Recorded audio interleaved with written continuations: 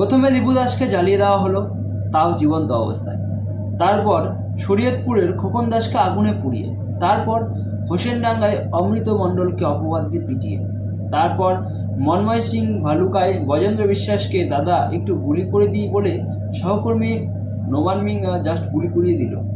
তারপর নরসিংদীর মণি চক্রবর্তী আর পানতোষ সরকার, তারপর যশোরের রানা প্রতাপ বৈরাগীকে গুলি করে, তারপর চিরসিন্ধুর শরৎমুনিকে কুপিয়ে, তারপর ঝিনাইদহের হিন্দু বিধবাকে ধর্ষণ করে চুল কেটে গাছে বেঁধে প্রহার, তারপর শ্রাবন্তী ঘোষ বয়স মাত্র 12 বছর ধর্ষণ করে গলা টিপে হত্যা, যার স্থান চট্টগ্রাম, আর গত রোববারেরই ঘটনা।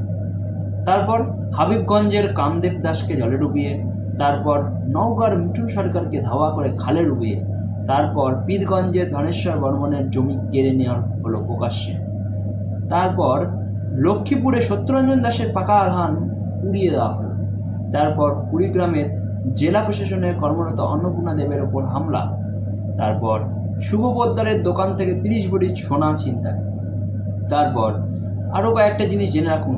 7টা গলি শৈলে নেওয়ার আগে রানা প্রতাপ বৈরাগীকে বেঁচে থাকার জন্য কর দিতে হতো, বরফ কলের মালিককে 3 লাখ টাকা প্রোটেকশন মানি দিতে হতো। একে কি বলে জানেন? জিজিয়া। আরবি হানাদারদের জিন বহনকারী কনভার্টগুলো জিজিয়া টিকিয়ে রেখেছে, জিজিয়া দিয়েও শেষ পর্যন্ত বাঁচা যাচ্ছে না।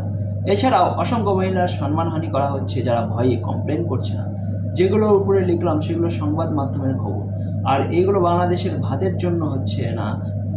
ইনভেডারগুলো তাদের মতো ইনফিল্ডারের ভ্যানিশ করে দিয়ে জান্নাতের টিকিট কনফার্ম করতে চাইছে, কারণ এইভাবেই হ্যাপিনেস ইন্ডেক্সে ওরা এগিয়ে থাকতে চায়।